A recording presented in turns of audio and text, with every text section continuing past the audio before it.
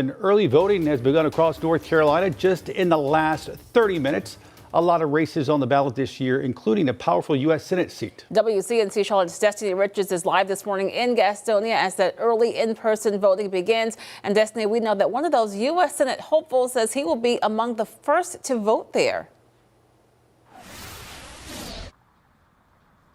That's right. We're here at the Gaston County Board of Elections office. It has opened in the last 30 minutes for early in-person voting. You can see the entrance right there. And we did learn that Michael Whatley, who's one of the Republican candidates for U.S. Senate, he plans and is expected to vote here around 9 o'clock this morning on the first day of early in-person voting. And whether it's Gaston County, Mecklenburg County, Iredell, all counties across North Carolina are now open for in-person voting, early voting. So here's what you need to know before you go to the polls.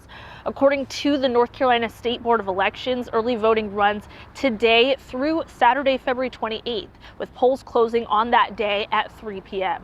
Election day is on Tuesday, March 3rd. This is a party primary, meaning voters are deciding which candidates will advance to the November general election. On the ballot are some of the biggest races this year, including U.S. Senate, congressional races, state legislative seats, and local offices, depending on where you live. And because this is a primary, voters will cast a ballot based on party affiliation.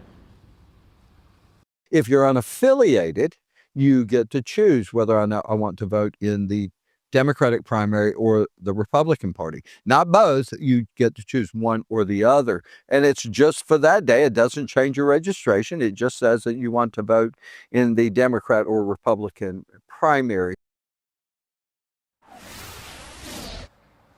Yeah, and voters can cast their ballot at any early voting site as long as it's in the county that they're registered to vote in.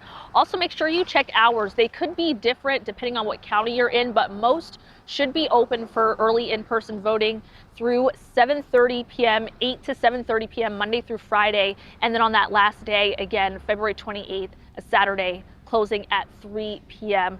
for primary day on Tuesday, March 3rd.